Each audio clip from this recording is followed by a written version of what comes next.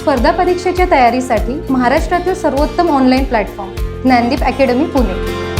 महाराष्ट्रातील सर्वोत्कृष्ट शिक्षकांचे व्हिडिओ लेक्चर्स, PDF स्वरूपात नोट्स व प्रश्नपत्रिका उपलब्ध, तेही अगदी माफक फीसमध्ये. बॅच जॉईन करण्यासाठी आजच गुगल प्ले स्टोअरवरून ज्ञानदीप अकॅडमीचे ॲप डाउनलोड करा. अधिक माहितीसाठी संपर्क करा 95 11 28 04 65. So good morning all of you. सगळे एकदम चेअरफुल दिसत आहेत. लेक्चरचा पहिला दिवस. होप सो की हा चेअरनेस लास्टपर्यंत कायम असावा. तसं माझं इंट्रोडक्शन सरांनी करून दिलेलंच आहे, त्यात मी थोडक्यात भर टाकते. तत्पूर्वी first of all I would like to thanks Mahesh Shinde sir and all Dnyandeep team to provide me a dais to share my opinion, my experience with you. तर माझं ग्रॅज्युएशन झालं MBBSमधून गव्हर्मेंट मेडिकल कॉलेज औरंगाबाद येथून. त्यानंतर मी ॲज अ BTO म्हणजे blood transfusion officer म्हणून Sassoon hospital Pune येथे जॉब केला. आणि नंतर माझा थोडासा निर्णय बदलला मी की आपण UPSCचा अभ्यास करू. सुरुवातीला मी एक्सक्लुझिव्हली UPSCचा अभ्यास केला 2 वर्ष. त्यात मी मेन्सच्या टप्प्यापर्यंत पोहोचले आणि UPSCची परीक्षा देत असताना साधारण मित्रमैत्रिणी असं MPSCचा ते अभ्यास करत होते आणि मीही प्रिलिम दिली होती. प्रिलिम पास झाले, परंतु मेन्सचा अभ्यास काहीच नव्हता. म्हणजे सुरुवातीला मी MPSC फोकस केला नव्हता, फक्त UPSCच केला होता. तरीसुद्धा मला इंटरव्ह्यू कॉल आला 2016च्या अटेम्प्टच्या वेळी. मला थोडासा त्यावरून कॉन्फिडन्स आला की इतक्या म्हणजे UPSCचा आणि MPSCचा दोन्ही टॅकल करता करता जर मला इंटरव्ह्यू कॉल येऊ शकतो, तर एकंदरीत माझा हा प्रवास होता. म्हणजे माझा एक करिअर ओरिएंटेड पर्सनल प्रवास.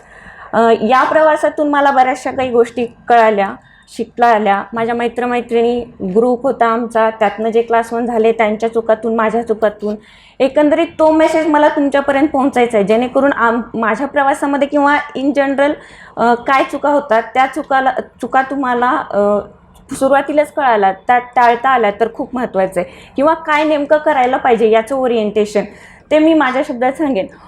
हे सगळं लेक्चरला सुरुवात करण्यापूर्वी मला तुमच्याकडनं थोडीशी माहिती हवी आहे. ती माहिती अशी की तुमच्यापैकी कोणी MPSCचा अटेम्प्ट दिला आहे का यापूर्वी? कोणीच नाही. तुम्ही दिला आहे. बरं. सगळे ग्रॅज्युएट आहात? कोणी कॉलेज गोईंग आहे, जॉब करते असं कोणी?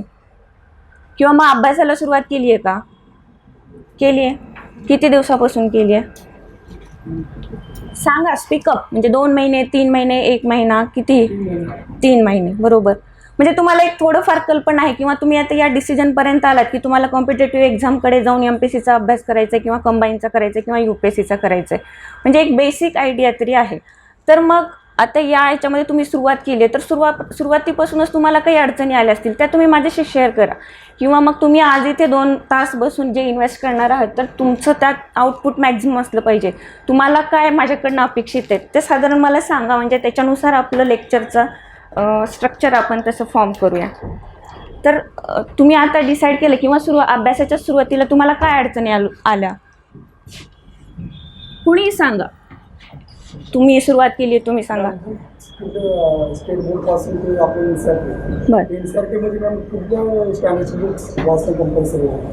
अच्छा, बुक्स. स्टेट बोर्डची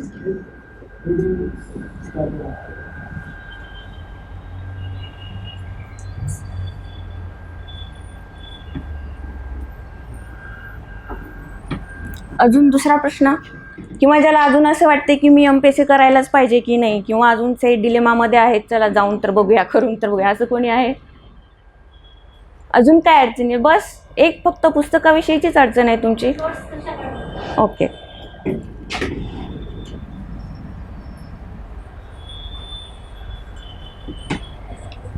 ठीक आहे. अजून? Sorry, revision. Good.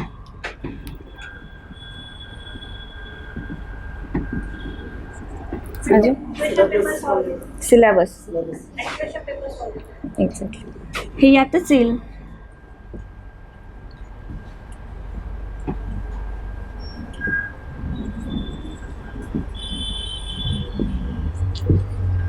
Else how to start the preparation.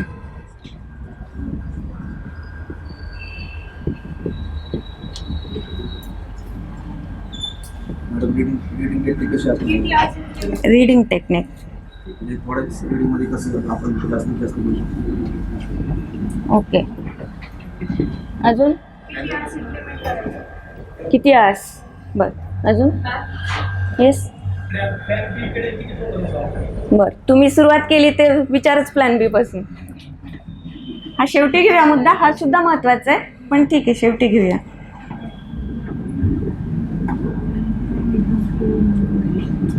अजून? येस. सगळेच सांगतात की स्टेट बोर्ड वाचा हे, Yes. पण म्हणजे सगळेजण असं सांगतात की प्रिपरेशन बोर्ड वाचा. मग आपण सपोज जॉग्राफी घेतलं तर जॉग्राफी घ्यायच्या आधी फक्त जॉग्राफी स्टेट बोर्ड वाचले पाहिजे, की सगळे एकदम वाचून घ्यायचे आणि मग रेफरन्स बुक घ्यायचे. Okay okay. Else? Who speak? Time management. Yes.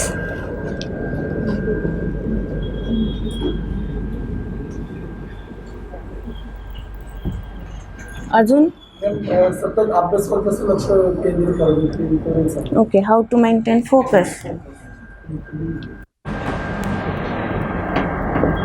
Okay. Paper analysing आणि न्यूजपेपर रिडिंग. येस. अजून NCERT वाचायचं की स्टेट बोर्ड कंटेंट सेम असतो, बट NCERT मध्ये काही केस स्टडीज वगैरे असतात आणि स्टेट बोर्ड मध्ये नाही तेवढं. ओके. हे यात कवर करेल मी. न्यूजपेपर. करायच्या आधी preparation pre preparation pre preparation. चालू करायच्या आधी काय काय तयारी केली पाहिजे. ठीक आहे. अजून?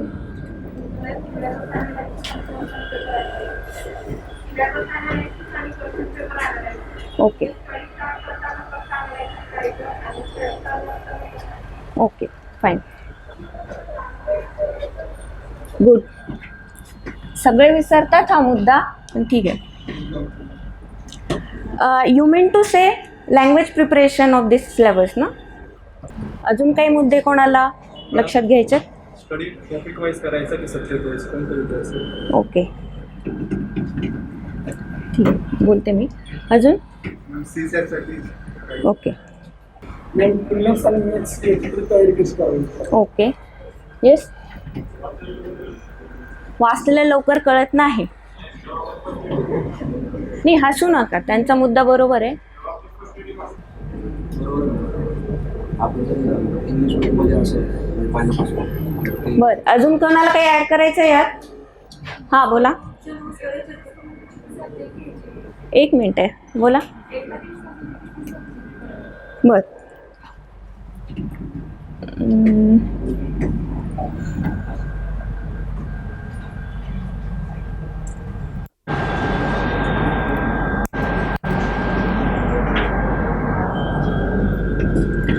अजून कोणाला विचारायचं आहे काही?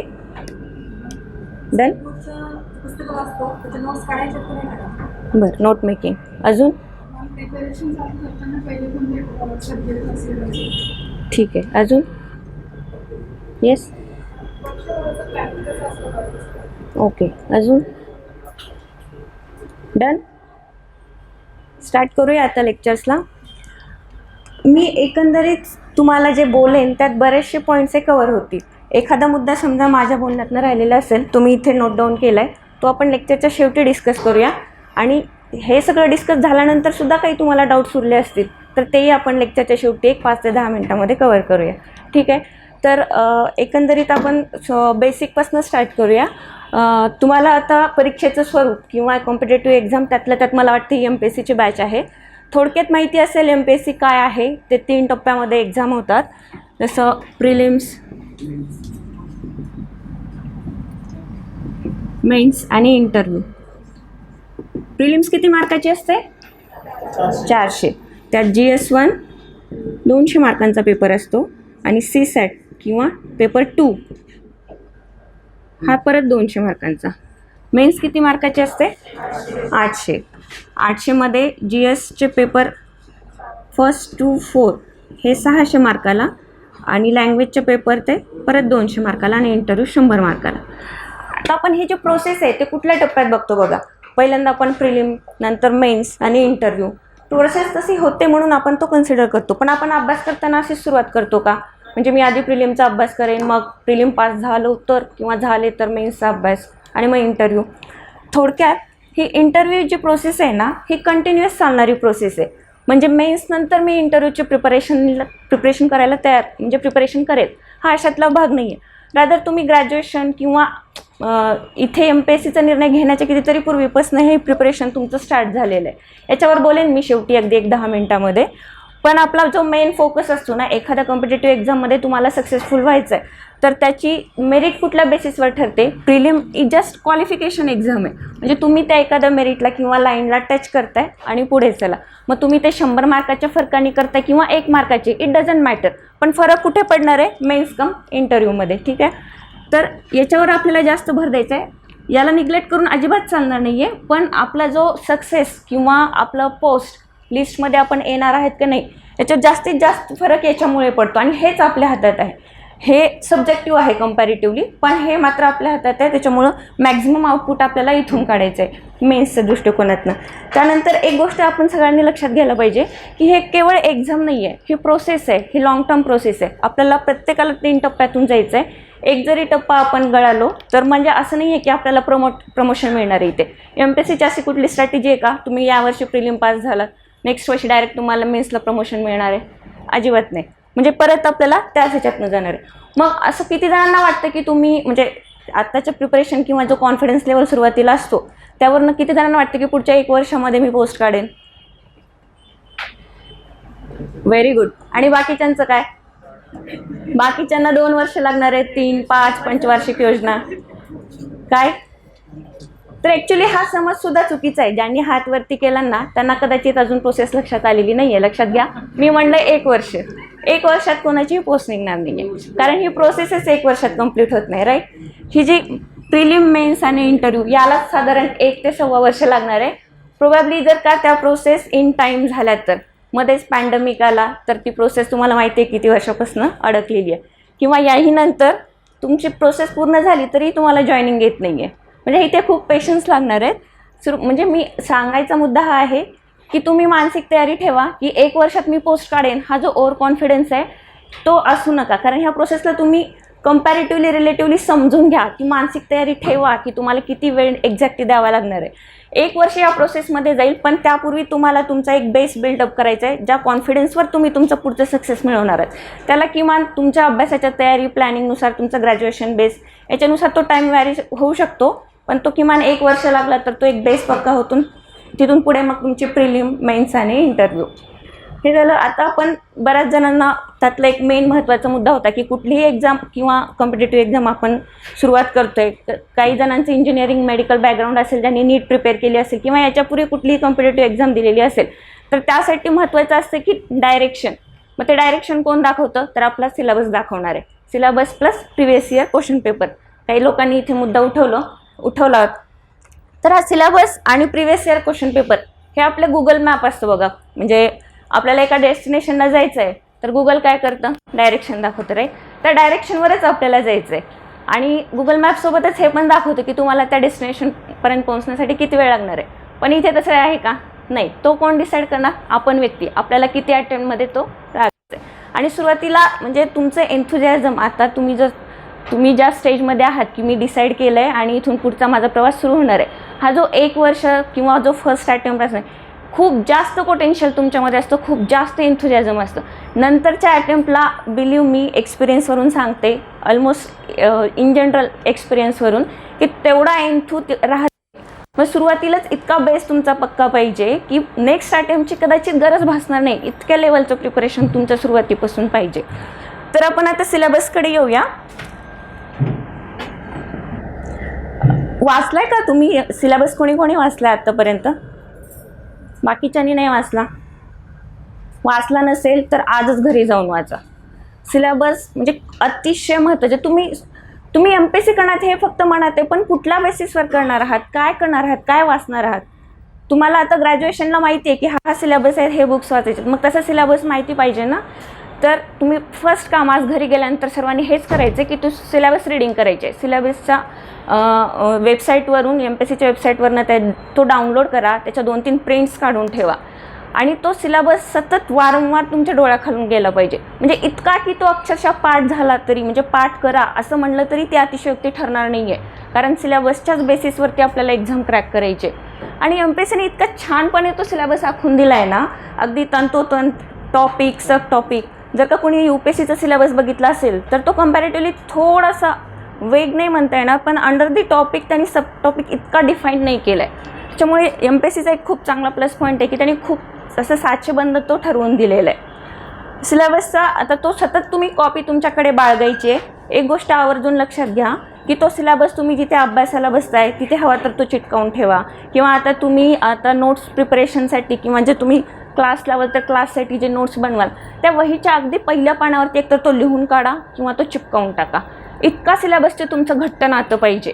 तुम्ही जे पण काही वाचणार आहात, कुठला पण टॉपिक, कुठलीही बुक इथून पुढे जे वाचणार आहात तर ती तुमच्या सिलेबसशी निगडीत आहे का किंवा ती लिंक होती आहे का हे आधी चेक करा आणि मगच तो टॉपिक वाचायला घ्या. नाहीतर मग अंडर दी स्काय इतकं जनरल नॉलेज आहे इथे, तुम्ही भरकटच झाली या प्रवासामध्ये. आपण काही इकडे जनरल नॉलेज गॅदर करायला आलो आहे का? अजिबातच नाही. आपलं एम काय आहे? अभ्यास करणे, पोस्ट मिळवणे. तर नॉलेज गेनिंग ही प्रोसेस आहे ती आपोआप येणार आहे. तुम्ही नाही म्हटलं तरी तुम्हाला नॉलेज मिळणारच आहे. आपलं एम काय आहे? पोस्ट काढणे. त्यासाठी सिलेबस महत्त्वाचा आहे. बरं, मग सिलेबसचं आपल्याला अंडरस्टँडिंग झालं, रीडिंग झालं. तर याच्यामध्ये सिलेबसनुसार आपल्याला अभ्यासाला सुरुवात करायची आहे.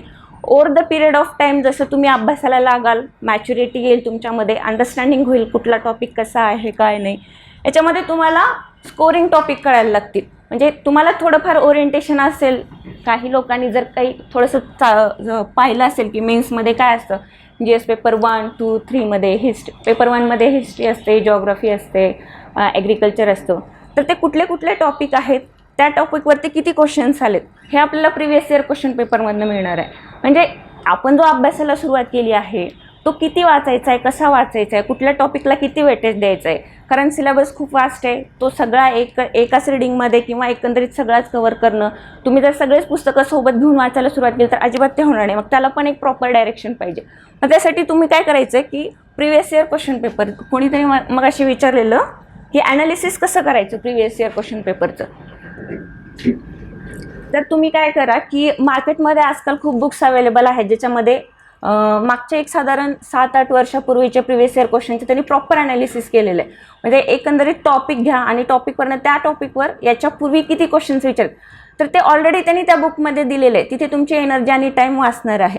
मग तुम्हाला काय करायचं आहे की त्या टॉपिकला अंडरस्टँड करायचं आहे.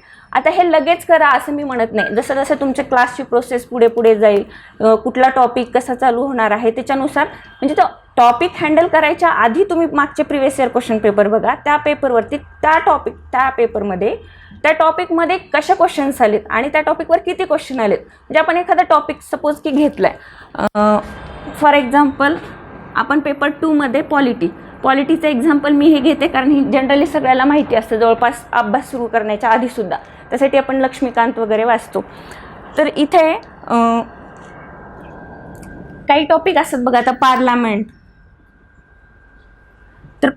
या टॉपिकवरती प्रिलिममध्ये किती क्वेश्चन्स आलेत किंवा मेन्सवरती किती क्वेश्चन्स आलेत. म्हणजे प्रिव्हियस इयर क्वेश्चन म्हणून तुम्ही ते आकडा म्हणजे नंबर मोजायचे की मग त्याच्यावरनं काय करणार आहे आपल्याला त्या टॉपिकचं वेटेज की तुम्ही तेव्हा स्टडी करायला हा टॉपिक खूप महत्त्वाचा आहे कारण याच्यावरती जास्तीत जास्त क्वेश्चन्स आलेले आहेत. एक गोष्ट कळली आपल्याला वेटेज. त्यानंतर काय करणार आहे की आता पार्लमेंट हा टॉपिक मला किती डेप्थमध्ये जाऊन वाचायचं आहे. वरून मोगम वाचला तर चालणार आहे का? कदाचित तुम्हाला फक्त एक सॅटिस्फॅक्शन भेटेल की हा माझा टॉपिक कव्हर झाला, पण जेव्हा तुम्ही त्याच्यावरती क्वेश्चन बघाल तर तो क्वेश्चन तुम्हाला सॉल्व नाही होणार. का नाही होणार? कारण तो तुम्ही त्या डेप्थपर्यंत एक्झामची काय डिमांड आहे ती तुम्ही टॅकल केलेली नाही आहे. मग याच्यावरनं डेप्थसुद्धा कळणार आहे. याचं एक थोडंसं एक्झाम्पल द्यायचं म्हटलं तर आता बहुतांश जणांनी सिलेबस पाहिला नाही त्याच्यामुळे ती गोष्ट तुमच्या लक्षात येणार नाही. पण घरी गेल्यानंतर जाऊन बघा की त्या सिलेबसमध्ये आणि नेमकं मी काय सांगण्याचा प्रयत्न करत होते. यात आपल्याला पेपर 2मध्येच पॉलिटीचं म्हणजे पॉलिटीमध्ये एक टॉपिक आहे लॉज म्हणजे कायदे.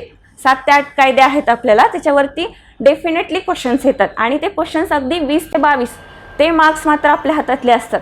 म्हणजे तुम्ही ते पाठ केले, अक्षरशः ते पाठच करायचे किंवा ते लर्न केले आणि त्यातले क्वेश्चन्स म्हणजे इतके जास्त प्रमाणात तुमची रिव्हिजन असायला हवी की ते तुमच्या हातातनं चुकले नाही पाहिजे. ते डेफिनेटली त्याच्यावर येतात म्हणजे येतात. तर मग असे क्वेश्चन्स आहेत की ते कायद्यामध्ये काय की सपोज की आता राईट टू इन्फॉर्मेशन ऐकलं असेल तुम्ही. ठीक आहे, आता जाऊन तुम्ही कधी नंतर पाहाल तर त्याच्यामध्ये तुमच्या कदाचित लक्षात येईल, त्याच्यामध्ये सब क्लॉज असतात. म्हणजे आर्टिकल, आता एखादा कायदा आहे त्याच्यामध्ये एखादं प्रोव्हिजन असेल तर त्याला नंबर असतो तो कायद्याला, त्या की आर्टिकल 1मध्ये हे प्रोव्हिजन आहेत, आर्टिकल 2मध्ये हे प्रोव्हिजन आहेत, किंवा तो कायदा कधी आला, तो इनॅक्ट कधी झाला, कधी एन्फोर्स झाला. आत्तापर्यंत असं होतं की त्याच्यावरती क्वेश्चन्स हे वरून यायचे की म्हणजे याची तारीख काय आहे, म्हणजे राईट टू इन्फॉर्मेशन हा इनॅक्ट कधी झाला. पण मागच्या 2 वर्षाचे जर पेपर पाहिले आपण तर त्यात खूप डेप्थमध्ये जाऊन क्वेश्चन विचारण्यात येत आहेत आयोगाकडनं की म्हणजे आर्टिकल एमध्ये हा प्रोव्हिजन आहे. मग ऑप्शन असतील A B C D. बरं, त्याच्याही नंतर पुढची एक हाईटमध्ये आयोगाने अजूनच जास्त डेप्थमध्ये विचारलं आहे की आर्टिकल ए, म्हणजे आर्टिकल एमध्ये ते क्वेश्चन विचारत होते. आता त्यामध्ये आर्टिकल एमध्ये परत A1 A2 A3, म्हणजे एकंदरीत हा टॉपिक किती डेप्थपर्यंत जाऊन आपल्याला अभ्यासायचं आहे हे प्रिव्हियस इयर क्वेश्चन पेपरमधून कळणार आहे आपल्याला. आणि नंतरची तिसरी गोष्ट महत्त्वाची म्हणजे काय तर कॉस्ट बेनिफिट ॲनालिसिस. म्हणजे आपण एखादा टॉपिक वाचतोय तो आपण मोघमपणे वाचतोय का, त्याच्यावरती येणारे प्रश्न आपल्याला आपण जो सोर्स यूज करतोय, फॉर एक्झाम्पल आपण पॉलिटीसाठी लक्ष्मीकांत यूज करणार आहोत, तर लक्ष्मीकांतमधनं तो क्वेश्चन टॅकल होतोय का, होत नसेल तर मग यासाठी कुठला सोर्स आहे. कारण आपण जो अभ्यास करतोय तो फक्त आपल्या नॉलेज गेनिंगसाठी नाही आहे, त्याला प्रॉपर चॅनलाइज करायचं आहे एक्झाम ओरिएंटेड दृष्टिकोनातनं. फॉर एक्झाम्पल आता पेपर 1मध्ये आपण जॉग्राफी वगैरे लर्न करतोय, ॲग्रिकल्चर किंवा रिमोट सेन्सिंग, किंवा जर का कोणी सिलेबस खरंच पाहिला असेल तर GS3मध्ये कॉम्प्युटर वगैरे असे काही थोडेसे वेग टॉपिक आहेत. त्याच्यामध्ये साधारणतः दरवर्षी 4 ते 5 क्वेश्चन्स येतात, पण त्याचा सोर्सच आपल्याला लक्षात येत नाही नेमके हे कुठून येतात. मग अशा टॉपिकला आपण किती भरकटायचं किंवा आपली किती एनर्जी आणि वेळ त्याच्यामध्ये द्यायचं आहे. तर अशा टॉपिकला काय करायचं की ते टॉपिक तिथेच म्हणजे थोडंफार basic understanding reading, previous year question पेपरचंच काही एक्सप्लेनेशन त्यांनी दिलेलं आहे बुकमध्ये, खूप छान एक्सप्लेनेशन दिलेलं आहे, ते वाचायचं आणि तो तिथे स्टॉप करायचा. तुम्ही जो वेळ आणि एनर्जी लावणार आहात ना ते एकदम एक्सक्लुझिव्ह टॉपिक ज्याच्यावरचे डेफिनेटली क्वेश्चन्स येतात आणि ते इझिली टॅकल होतात जर का तुम्ही व्यवस्थितपणे प्रिपेअर केलं तर. हे असे काही पेपर 2मधले कायदे आहेत, किंवा पेपर 3मध्ये ऑर्गनायझेशन्स आणि इन्स्टिट्यूशन्स आहेत, म्हणजे सार्क, अपेक किंवा ब्रिक्स वगैरे अशा ज्या गोष्टी तुमच्या वाचनातून इथून पुढे येतील. तर असे हे टॉपिक आहेत. सुरुवातीला तुम्हाला आत्ता थोडंसं म्हणजे काही गोष्टी थोडंसं डोक्यावरनं जात असाव्यात किंवा जातील, परंतु हे नोट डाऊन करा, लक्षात ठेवा. जसं जसं तुमचे ओरिएंटेशन्स इथून पुढे लेक्चर्स होतील किंवा तुम्हाला स्वतःच्या अभ्यासातून जाणवेल, ह्या गोष्टी खूप महत्त्वाच्या आहेत आणि ह्या सुरुवातीलाच सांगण्यात येतात. नंतर या गोष्टी आपणही विसरतो आणि म्हणजे या प्रोसेसमधनं त्या कुठेतरी मागे पडून जातात. हे झालं आणि कोणीतरी मला विचारलं प्रिव्हियस इयर क्वेश्चन पेपर हे मी का करायचं हे सांगितलं. हे कसं करायचं त्याचं पण एक मेथड आहे की तुम्ही सुरुवातीला जो टॉपिक घेणार आहात त्याचं वेटेज बघितलं, तुम्ही डेट पाहिली आणि त्यानंतर कॉस्ट बेनिफिट ॲनालिसिस टाईम झालं. आता हे प्रिव्हियस इयर क्वेश्चन पेपर असं आहे का की एकदा बघितलं आणि ठेवून दिलं, अजिबातच नाही. ही सुद्धा जसं मी मगाशी म्हणाले की सिलेबस जसा तुम्हाला पाठ असायला हवा, साधारण प्रिव्हियस इयर क्वेश्चन पेपरसुद्धा इतके तुमच्या नजरेखालनं गेलेले असावेत की टॉपिक घेतला तरी या टॉपिकच्या अंडर इतके अशा प्रकारचे क्वेश्चन्स आले होते. एक ओझर तर तुम्हाला हे लक्षात यायला पाहिजे. मग तुम्ही जर का आता तुम्ही अभ्यासाला एखादा टॉपिक घेणार आहात किंवा क्लासमध्ये एखाद्या टॉपिकचं टीचिंग चालू आहे, त्याच्यापूर्वीच क्वेश्चन्स एकदा नजरेखालनं जायला हवेत तुमच्या की या टॉपिकवरती कसे क्वेश्चन्स आले होते आधी. ठीक आहे, तो टॉपिक तुम्ही लर्न केला, परत जाऊन प्रिव्हियस इयर क्वेश्चन्स बघा की मी हा टॉपिक वाचला आहे, आता मला असलेल्या नॉलेजवरती माझ्या हे मागच्या आयोगाकडनं जे अपेक्षित क्वेश्चन्स आले होते ते टॅकल होत आहेत का, परत एकदा रिव्हिजिट करा. म्हणजे दिवसातनं कमीत कमी 4-5 क्वेश्चन्स असे डेली बघत चला. त्याने काय होणार आहे की तुम्हाला एक आयडिया येईल की माझा अभ्यास ऑन ट्रॅक आहे का, किंवा आयोगाला जे पाहिजे त्याच पद्धतीनं मी अभ्यास करते आहे का किंवा करतो आहे का. आणि जसं जसं तुम्ही म्हणजे ओव्हर द टाईम पिरियड तुमची मॅच्युरिटी येईल, अभ्यास अजूनच वाढेल, डेप्थ होईल तुमच्या अभ्यासाची, तसं तुमच्या लक्षात येईल की याच्यामध्ये काही टॉपिक असे आहेत की ते खूप स्कोरिंग आहेत आणि काही टॉपिक असे आहेत की त्याला थोडंसं कमी वेळ दिला तरी काही हरकत नाही. मग तुम्ही एक्झामच्या आधी 1-1.5 महिना तेव्हा खूप ग्रिव्हियसली तो टॉपिक तुम्ही स्टडी करू शकता. तर दोन मुद्दे आपले कवर झाले, previous year question paper plus syllabus. त्यानंतर बऱ्याच जणांनी विचारलं हाऊ टू स्टार्ट प्रिपरेशन किंवा मग हाऊ टू मॅनेज स्टडी. तर बघा, हाऊ टू मॅनेज स्टडी किंवा एकंदरीत जर तुम्ही प्लॅन करणार आहात तर मला वाटतं तुम्ही कुठली एक्झाम टार्गेट करताय, 2022च्या आडची ना. आता 21 तर ऑलमोस्ट अजून ॲम्बिग्युअस आहे की ते कधी ॲड येणार आणि कधी नाही.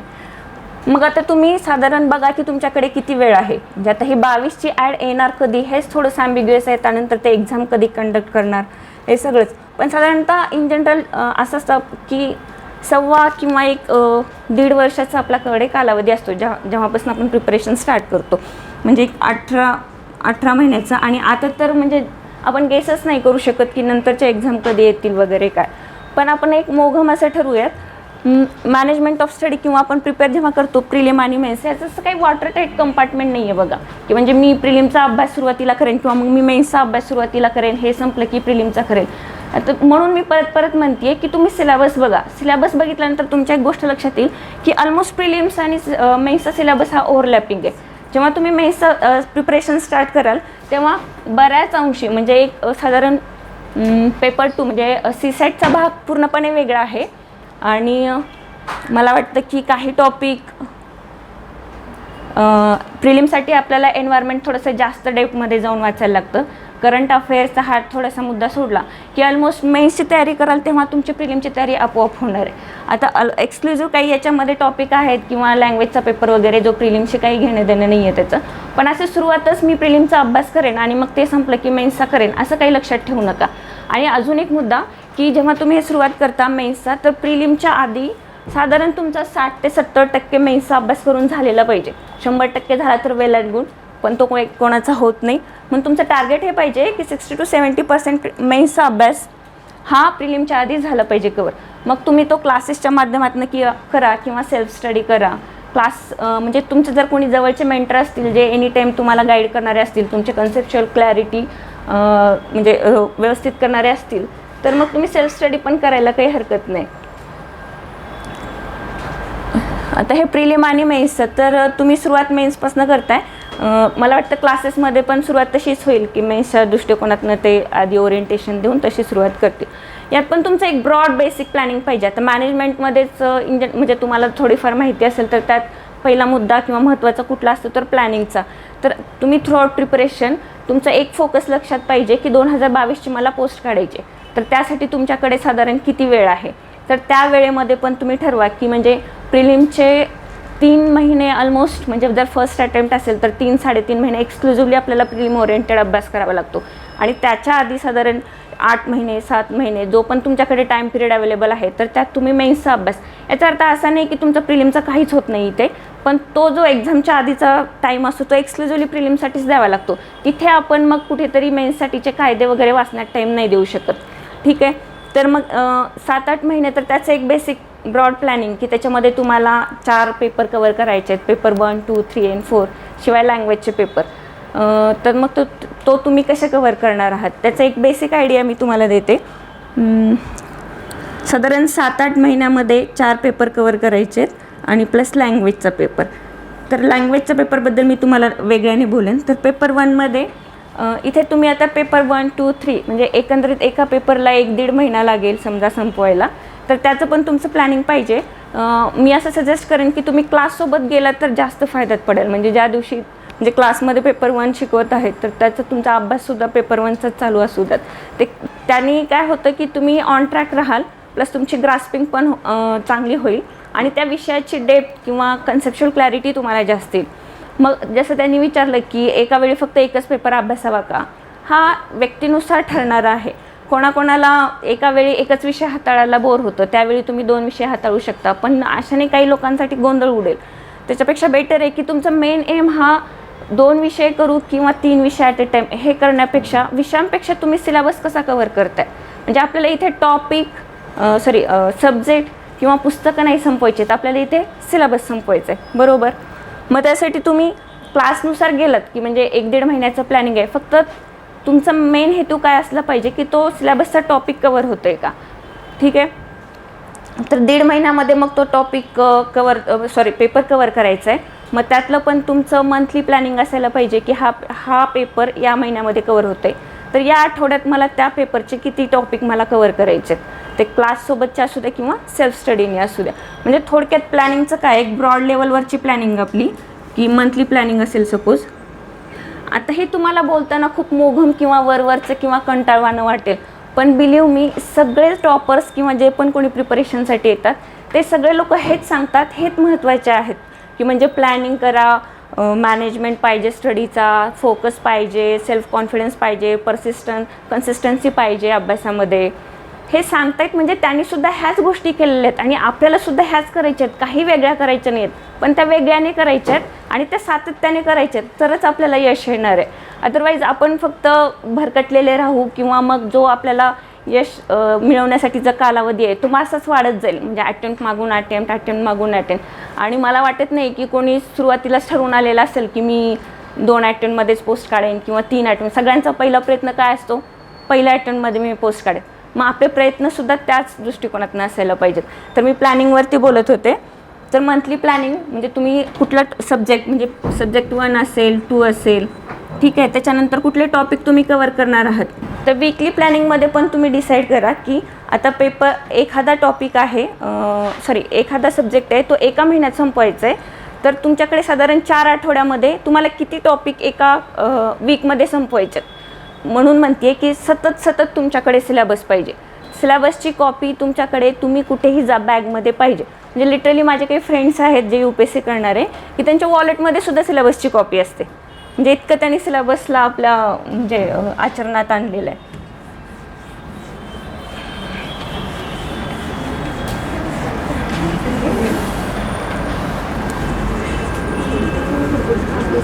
आता तुम्ही वीकली प्लॅनिंगमध्ये बघा, आता याच्यामध्ये आपल्याला साधारण 7 दिवसाचं प्लॅनिंग आहे, पण ठीक आहे आपण 6 दिवसाचं करूया. 1 दिवस ऑफ नाही येतो ॲक्च्युली, पण 6 दिवसाचं प्लॅनिंगमध्ये सपोज की आता सोमवार, मंगळवार, बुधवार, गुरुवार, शुक्रवार, शनिवार असे तुम्ही तक्ते आखून घ्या.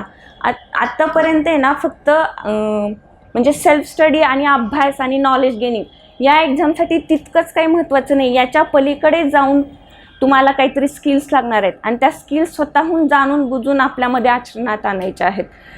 ही टेस्ट कशी आहे, म्हणजे ही एक्झाम कशी आहे बघा, 3 टप्प्यामध्ये, प्रिलिम, मेन्स आणि इंटरव्ह्यू. याच्यामध्ये 3ही टप्प्यामध्ये 3 वेगवेगळ्या प्रकारच्या स्किल्स तुमच्याकडनं अपेक्षित आहेत आयोगाला. म्हणजे फक्त अभ्यास केला आहे म्हणजेच पोस्ट मिळाली असं नाही होत. भरपूर काही स्टुडंट्स इथे आहेत की ते खूप अभ्यास करतात परंतु अल्टिमेटली त्यांचा रिझल्ट येत नाही. याच्या मागचं कारण असं असतं की ज्या बाकीच्या स्किल्स आहेत, ज्या सॉफ्ट स्किल्स किंवा पर्सनॅलिटी डेव्हलपमेंट किंवा पर्सनॅलिटी टेस्ट म्हणलं जाते इंटरव्ह्यूमध्ये, त्यात ते कुठेतरी कमी पडतात. म्हणजे अभ्यासासोबतच या स्किल्स तुम्हाला घ्यायचेत. सगळ्यात महत्त्वाचं म्हणजे सेल्फ डिसिप्लिन. आत्तापर्यंत आपल्याला ग्रॅज्युएशनमध्ये या गोष्टीचं थोडंसं कमी प्रमाणात महत्त्व पटलेलं असतं किंवा मोस्टली इंजिनिअरिंगच्या लोकांना अभ्यास कसा असतो माहिती आहे की एक्झाम आली की PLsमध्ये अभ्यास केला, पास झालं, दॅट्स इट, तेवढंच एक मोठं असतं. मेडिकलच्या स्टुडंट्सना थोडंफार असतो अभ्यासाचा सवय, परंतु इंजिनिअरिंगचा इथे तसं चालणार आहे का? अजिबात नाही. हे तुम्हाला सातत्यानं कंटिन्युअस प्रोसेस आहे. डेली तुम्हाला तितकं आउटपुट आणायचं असेल तर तितकं तुम्हाला बसून एका ठिकाणी अभ्यास करावाच लागणार आहे. सिटिंग आवर्स तुम्हाला वाढवायला पाहिजेत. ते हळूहळू तुम्ही आचरणात आणा त्या गोष्टी. तर प्लॅनिंगमुळे म्हणून म्हणते की हे सुद्धा तुम्ही एक तक्ता कुठेतरी आखून घ्या की माझं आठवडाभराचं प्लॅनिंग कसं असायला पाहिजे. म्हणजे आता एका दिवशी मला हा टॉपिक कव्हर करायचा आहे, तर तुम्हाला आधीच माहिती पाहिजे की हा टॉपिक मला या दिवसामध्ये कव्हर करायचा आहे, मग मी तो कुठून कव्हर करणार आहे, त्याच्यासाठीचं स्टडी बुक माझ्याकडे अवेलेबल आहे का. तर मग तुम्ही असं डिसाईड करून घ्या की हा टॉपिक आजचं कव्हर करायचं आहे, मग त्याचा सोर्स काय असेल किंवा तो तुम्ही कसा अभ्यासला आहे. म्हणजे एकतर तुम्ही तो क्लास थ्रू अभ्यासला आहे किंवा मग एखादी बुक वाचून किंवा मग एखादा यूट्यूबवरचा व्हिडिओ, कारण आपल्याला टॉपिक कव्हर करायचा आहे राईट, तो तुम्ही टॉपिक कसा कव्हर केला आहे. याच्यामध्ये एक साधारण असं असतं की म्हणजे बऱ्याचदा आपण ऐकतो की 10 तास अभ्यास करायला पाहिजे, 12 तास, 14 तास. मग तो अभ्यास इफेक्टिव्हली किंवा तितका होण्यासाठी म्हणून तुम्ही टार्गेट बेस्ड स्टडी असायला पाहिजे. तुम्ही तर दिवसाचे स्लॉट पाडून घ्या. आता हे सगळ्यांना तंतोतंत लागू होईल असं नाही, पण इन जनरल आहे, तुम्ही तुमच्या सोयीनुसार त्याला मोल्ड करू शकता. जे 7 ते 10चा एक स्लॉट आहे, मध्ये थोडासा ब्रेक घेतला, मग 10चा 1चा ब्रेक आहे, 1 ते 2 लंच ब्रेक आहे सपोज, त्यानंतर 2 ते 3, असं अल्टिमेटली तुमची इफिशियन्सी हळूहळू वाढवा. मग त्यानंतर त्या स्लॉटमध्ये तुम्ही कुठला टॉपिक स्टडी केला आहे, तो कशा पद्धतीने स्टडी केला आहे. म्हणजे तुम्ही मगाशी म्हणजे सांगितलं कुठल्या लेक्चर थ्रू तो टॉपिक स्टडी केला आहे का, किंवा मग तुम्ही कुठल्या पुस्तकातनं वाचून केलं आहे का किंवा यूट्यूबवरून केला आहे का. त्यानंतर तुम्ही बघा की तो ॲक्च्युली टॉपिक म्हणजे तुम्हाला पूर्ण टॉपिक कव्हर करायचा होता, पण तो किती प्रमाणात कव्हर झाला आहे, म्हणजे त्याचा 50% झाला आहे, 60% झाला आहे. म्हणजे एक सेल्फ ॲनालिसिस, म्हणजे फक्त आपल्याला काही ते तास वाढवायचे आहेत का, तर त्या तासाचं आउटपुट म्हणजे क्वांटिटीसोबत क्वालिटीसुद्धा आली पाहिजे ना. नाहीतर तुम्ही फक्त पुस्तक घेऊन बसला आणि त्याचा आउटपुट अल्टिमेटली म्हणजे तुम्ही त्याच्यावरती आलेले क्वेश्चन्स हँडल करू शकले नाही तर त्याला काहीच अर्थ नाही. सुरुवातीला हा थोडासा तुम्हाला अवघड जाईल करायला, किंवा मग ज्याला आपण म्हणतो की स्मार्ट स्टडी किंवा हार्ड स्टडी किंवा हार्डवर्क. कुठला महत्त्वाचा आहे एखादी पोस्ट मिळवण्यासाठी? हार्डवर्क नाही? Yes, both. आता बघा, मी याच्यावरनं एक थोडंसं व्हेरिएशन याच्यात सांगते की हार्डवर्क आणि स्मार्टवर्क नेहमीच आपण ऐकतो. काय फरक आहे दोघांमध्ये? कोणी सांगू शकेल? बोथ काय फरक आहे? स्मार्ट वर्क म्हणजे कमी वेळात जास्त स्टडी, म्हणजे कमी वेळात जास्त आपण प्राप्त करू शकतो. आणि हार्ड वर्क म्हणजे जास्त वेळ देणं, पण म्हणजे तेवढं ग्रास्प करणं नॉलेज. Kind of. हां, येस. स्मार्ट वर्क आणि हार्ड वर्कमध्ये डिफरंट असं आहे की सपोज मला पेपर ॲनालिसिस करायचं तर मी पेपर घेऊन एक पेपर ॲनालिसिस करेल किंवा हार्ड वर्क. आणि स्मार्ट वर्क म्हणजे मी एखादं विश्लेषणाचं पुस्तक आणेल आणि ते फक्त ॲनालिस करेल, ते स्मार्ट वर्क. ओके, चांगला अटेम्प्ट आहे उत्तर देण्याचा. हार्डवर्क म्हणजे काय की तुम्ही फक्त काम करत चाललाय, means you work and then you think over your work. आणि स्मार्ट वर्क म्हणजे काय? You think beforehand and then you work. म्हणजे आता उदाहरणच द्यायचं झालं सिम्पल, तर जसं मगाशी यांनी सांगितलं काय स्टेट बोर्डची पुस्तकं वाचायला हवीत की मग लक्ष्मीकांतचं, म्हणजे तुम्हाला काहीच आयडिया नाही आहे आणि तुम्ही जस्ट सांगितलं आहे कोणीतरी आणि मग तुम्ही पुस्तक घेतलं आहे, पहिल्या पानापासून ते शेवटच्या पानापर्यंत तुम्ही अगदी वाचलं आहे, दॅट इज हार्डवर्क. आणि नेक्स्ट स्टेप त्याच्या पुढची स्मार्टवर्क. ते काय आहे की तुम्हाला बिफोर हँड माहिती आहे की मला या पुस्तकातनं हा टॉपिक करायचा आहे चांगल्याने आणि हा अशा पद्धतीने करायचं आहे, कारण तुम्हाला माहिती आहे त्या टॉपिकवरच्या आधी कुठले क्वेश्चन्स आलेत, कशा पद्धतीने आलेत, दॅट इज स्मार्टवर्क. मग दोन्ही गरजेचं आहे, कारण की तुम्हाला हे कधी कळेल, मी आत्ताच बोलताना म्हणाले की स्मार्टवर्क इज नेक्स्ट स्टेप. तुम्ही आधी हार्डवर्क केलं असेल म्हणजे तुम्हाला त्या विषयाची जाण आहे, तुम्हाला कन्सेप्च्युअल क्लॅरिटी आहे, एक बेसिक फाउंडेशन तुम्हाला त्या विषयाबद्दलचं माहिती आहे. म्हणजे फॉर एक्झाम्पल पॉलिटी, आत्ताच आपलं ग्रॅज्युएशन झालेलं आहे, आपण मोस्ट ऑफ दी स्टुडंट्स इथे टेक्निकल बॅकग्राऊंडचे असतील, प्रोफेशनल बॅकग्राऊंडचे, काही लोकांचं म्हणजे आर्ट्स कॉमर्स पण असेल, पण सगळ्यांनाच काही सगळं माहिती नसतं याच्यामध्ये. हिस्ट्री, जिओग्राफी आपण कधीतरी शाळेत वाचलेलं असतं ते तिथेच सोडून आलेलं असतं, फक्त मार्क घेऊन 10वी पुरते, नाही का. त्याच्यामुळे काय आहे ना की हार्डवर्क म्हणजे तुम्ही आधी ते विषय समजून घ्या. त्यासाठी सुरुवातीपासून ते शेवटपर्यंत अगदी वाचलं तरी काही हरकत नाही, कारण नवीन नवीन टर्म्स आपल्याला त्यातनं कळत जातात. त्या तुम्ही जॉट डाऊन करा, त्याचा अर्थ जर समजलेला नसेल तर तो नंतर जाऊन बघा किंवा तुमच्या मेंटर्सला विचारा. दिस इज हार्डवर्क आणि याचीसुद्धा गरज आहे. आणि त्याच्या पुढचं एक नेक्स्ट लेवल म्हणजे स्मार्टवर्क. मग तो विषय तुम्हाला एकदा समजला की मग त्या विषयातलं अतिशय महत्त्वाचे कुठले टॉपिक किंवा तो टॉपिक कसा हाताळायचा, दॅट इज स्मार्टवर्क. मग इथे ही जी तुम्हाला प्लॅनिंगची किंवा अभ्यासाची पद्धत सांगितली आहे मी, तर हे दोन्हीमध्ये मोडतं, हार्डवर्क प्लस स्मार्टवर्क. फक्त तुम्ही सुरुवातीला आहे ना की तुम्ही जो अभ्यास करताय तो समजून घेण्याचा प्रयत्न करा आणि त्याच्या पुढे जाऊन तुम्ही स्वतः सॅटिस्फाय आहात का त्या अभ्यासावरती. म्हणजे तुम्ही 3 तास बसताय, याच्यातनं तुम्ही किती ग्रास्प केलं आहे हे स्वतःच ॲनालिसिस करा. म्हणजे इथून पुढे अभ्यास म्हणजे तुमचा जो प्रवास सुरुवात होणार आहे त्याच्यासाठी एक अभ्यासाच्या व्यतिरिक्त एक सेपरेट डायरी मेंटेन करा की म्हणजे त्याच्यामध्ये तुम्ही जे टार्गेट ठेवलं आहे ते अचीव झालं आहे का, नाही झाले तर का नाही झाले याची कारणं शोधा.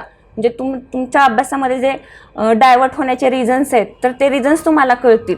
म्हणजे सोशल मीडियावरती टाईमपास वगैरे होत असेल तर मग तो तुम्ही टाईमनुसार तुम्ही स्वतःच ॲनालिसिस करा की माझा आज याच्यामुळे अननेसेसरी वेळ गेला, मग तो नेक्स्ट दिवस जाणार नाही. म्हणजे सेल्फ इम्प्रूव्हमेंटची एक ते मेथड आहे. तुम्ही अशा पद्धतीने सोमवार, मंगळवार, शुक्रवार, शनिवार अशा पद्धतीने तुम्ही प्लॅनिंग केलं आणि ते एक्झिक्यूट केलं. म्हणजे प्लॅनिंग मी बनवलं आहे, खूप छान अगदी भिंतीवरती चिटकवलं आणि मी त्याला नुसतं पाहत बसतोय. अर्थ आहे का? अजिबात नाही. त्याचं काहीतरी एक्झिक्युशनसुद्धा झालं पाहिजे, त्याचा रिझल्ट पण आला पाहिजे. मग ते तुम्ही स्वतःच ॲनालाइज करायचं आहे. शनिवारपर्यंतचं प्लॅनिंग आणि रविवारचं मी एक्सक्लुझिव्हली वेगळ्याने सांगते. कारण काय की जर तुम्ही टॉपिक जो सब्जेक्ट डिसाईड करणार आहात, कधी कधी असं होतं की टाईम प्रेशरमुळे किंवा आपल्याला वाटतं की हा टॉपिक एखाद्या तासात कवर होईल पण तो होत नाही, त्याला कदाचित 2 तास लागतील, 3 तास. मग अशा प्रकारे आपलं एक बॅकलॉग बनत जातो, त्याच्यावरती साठत जातात गोष्टी. मग तो कुठेतरी क्लिअर करायला पाहिजे, नाहीतर मग तो सगळा प्लॅन फिसकटून जातो. मग तो रविवारचा दिवस म्हणजे जे टॉपिक आपल्या आठवडाभराचे आपण डिसाईड केलेले आहेत ते पूर्ण नाही झाले ते आपण संडेच्या दिवशी डिसाईड करायचे. किंवा आता मी परत न्यूजपेपरचं आपण त्याच्यावरती डिस्कस करणार आहे की न्यूजपेपरमध्ये संडेच्या दिवशीचं न्यूजपेपर तुम्हाला जरूर वाचायचं आहे. म्हणजे वीकली जर तुम्हाला नसेल वाचणं झालं तर जे संडेचे वीकेंड्सचे जे पेपर आहेत ते नक्कीच वाचायचे. तर रविवारचा दिवस त्यासाठी ठेवायचा आहे. किंवा आठवडाभरामध्ये जे तुम्ही वाचणार आहात, जो तुम्ही क्लास करणार आहात, त्याच्यामध्ये जे लर्न केलं आहे त्याची एक साधारण रिव्हिजन रविवारच्या दिवशी झाली पाहिजे. हे तुम्ही कुठेतरी नोट डाऊन करून ठेवा की म्हणजे तुम्ही आत्तापर्यंतच्या ग्रॅज्युएशनच्या अभ्यासाच्या पद्धती आणि इथून पुढचे जे कॉम्पिटेटिव्हच्या अभ्यासाच्या पद्धती याच्यामध्ये थोडासा डिफरन्स आहे आणि तो तुम्ही स्वतःच जाणून बुजून तुमच्या आचरणामध्ये आणायचं आहे. त्यासाठी तुम्हाला माहिती पाहिजे. आता बघा प्लॅनिंग झालं किंवा एकंदरीत मॅनेजमेंट ऑफ स्टडी सांगितलं मी. तसंच कॉम्पिटेटिव्ह एक्झामसाठी आहे ना सगळ्यात दुसरा महत्त्वाचा मुद्दा असतो मॅनेजमेंट ऑफ इन्फॉर्मेशन. इन्फॉर्मेशन म्हणजे आपण स्टडी मटेरियल कुठलं यूज करणार आहोत किंवा मग बऱ्याचदा आजकाल टेलिग्राम चॅनल असतात, ॲप्स असतात, त्यातली कुठली आपण यूज करायला पाहिजे किंवा इंटरनेट सर्चिंग वेबसाईटसाठी आपण किती वेळ द्यायला पाहिजे याचं पण कुठेतरी स्मार्टली म्हणजे तुम्ही स्मार्टली ते चूज करायला पाहिजे. कारण आजकाल मार्केटमध्ये इतके सारे मटेरियल्स, इतके सारे बुक्स आले आहेत की म्हणजे प्रत्येक क्लासचे, प्रत्येक पब्लिकेशनचे, प्रत्येक विषयावरचे 3-3, 4-4 पुस्तकं आहेत. तर ते तुम्हाला इतके पुस्तकं वाचणं खरंच गरजेचे आहेत का किंवा ते हँडल करणं कितपत योग्य आहे याचंसुद्धा एक कुठेतरी बॅक ऑफ द माइंड तुम्हाला एक स्मार्ट गेसवर्क करता आलं पाहिजे. त्यासाठी काही रेफरन्स बुक्स आहेत ते मस्ट रीड आहेत आणि काही बुक्स एक बेसिक बुक्स आहेत ते सुद्धा मस्ट रीड आहेत. म्हणजे त्यातल्या बेसिक बुकमधले कुठले तर स्टेट बोर्ड आणि NCERT सगळ्यांना जो कॉमन प्रश्न इथं बऱ्याच जणांना पडला आहे आपण त्याच्याकडे वळूया. कुठले म्हणजे तुमचे क्वेश्चन्स असे होते की हे दोन्ही वाचण्याची गरज आहे का? तर हो, दोघांमध्ये इन्फॉर्मेशन सेम आहे पण ते 100% सेम नाही आहे. जर तुम्ही एकच जॉग्रफीचं NCERT वाचलं असेल आणि प्लस एक स्टेट बोर्डची NCERT वाचलं असेल तर त्यात तुम्हाला डिफरन्स जाणून येईल. तुम्ही हळूहळू आता हे वाचायला सुरुवात करा. कारण जॉग्रफीचे NCERT हे खूप बेसिक आहेत. म्हणजे त्याच्या बाहेरचे जाऊन प्रश्न हे क्वचितच येतात. स्पेसिफिकली 11वीचे आणि 12वीचे कुठले NCERT वाचायचे हे मी तुम्हाला थोडक्यात सांगते. जॉग्रफीचे अगदी 6वीपासून ते 12वीपर्यंत जरी वाचलं तरी काही हरकत नाही. हरकत नाही म्हणण्यापेक्षा ते मस्ट रीडच आहेत. म्हणजे 6वी, 7वी, 8वी, 9वी, 10वी, 11वी आणि 12वी जर तुमची बेसिक अंडरस्टँडिंग किंवा ग्रास्पिंग किंवा कोणाचं ग्रॅज्युएशन जॉग्रफी टॉपिक असेल, सब्जेक्ट असेल तर इथंपर्यंत नाही वाचलं तरी एक वेळ ठीक आहे. पण हे 11वी आणि 12वी मस्ट रीड. फिजिकल जॉग्रफी आणि दुसरं एक ह्युमन जॉग्रफी वगैरे असं आहे त्याच्यामध्ये. त्यानंतर सायन्स टेकचे सुद्धा अगदी 6वी ते 12वीपर्यंत वाचायला काही हरकत नाही. 11वी 12वीचे इथे स्टेट बोर्डची सायन्स टेकची पुस्तक वाचायला पाहिजे. आणि प्रिलिमवरती जर तुम्ही प्रिवियस इयर क्वेश्चन पेपर पाहिले तर कमीत कमी 15 ते 20 क्वेश्चन्स हे सायन्स टेकवरती येतात. त्यातले काही बेसिक्स असतात आणि काही थोडेसे ॲडव्हान्स पण असतात. मग हे बेसिक तुम्ही NCERTमधनं कवर करू शकता. 11वी 12वीचे स्टेट बोर्डचे स्पेसिफिकली बायोलॉजीचे स्टेट बोर्डची तुम्ही पुस्तकं नक्की वाचा. जर तुम्हाला हे अवॉइड करायचं असेल तर याचं एक क्रक्स म्हणून मार्केटमध्ये अवेलेबल आहे. मला वाटतं सचिन बस्के सरांची ती बुक असावी. तर ते वाचलं तरी काही हरकत नाही सायन्स टेकसाठी.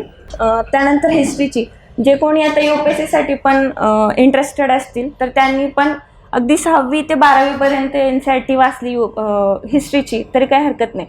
परंतु MPSCसाठी मला वाटतं हिस्ट्रीची NCERT वाचण्याची इतकी काही आवश्यकता नाही. इथे स्टेट बोर्डची पुस्तकं वाचा तुम्ही. पॉलिटीसाठी स्टेट बोर्ड आणि NCERT वाचलं तर वेल अँड गुड. म्हणजे ज्यांचं काहीच अगदी बॅकग्राऊंड नाही आहे टर्म्स लक्षात येण्यासाठी म्हणून तुम्ही वाचा. परंतु तुम्हाला थोडीफार इन्फॉर्मेशन माहिती असेल, आधीचा काही अभ्यास असेल एक बेसिक, तर डायरेक्ट लक्ष्मीकांत घेतलं तरी चालेल. इकडे इकॉनॉमीसाठी स्टेट बोर्डची पुस्तकं वाचा किंवा मग डायरेक्ट रेफरन्स बुक आहे देसले सरांची किंवा कोळंबे सरांची. स्पर्धा परीक्षेच्या तयारीसाठी महाराष्ट्रातील सर्वोत्तम online platform Dnyandeep academy Pune. महाराष्ट्रातील सर्वोत्कृष्ट शिक्षकांचे व्हिडिओ लेक्चर्स, PDF स्वरूपात नोट्स व प्रश्नपत्रिका उपलब्ध, तेही अगदी माफक फीसमध्ये. बॅच जॉईन करण्यासाठी आजच Google Play Storeवरून ज्ञानदीप अकॅडमीचे ॲप डाउनलोड करा. अधिक माहितीसाठी संपर्क करा 95 11 28 04 65.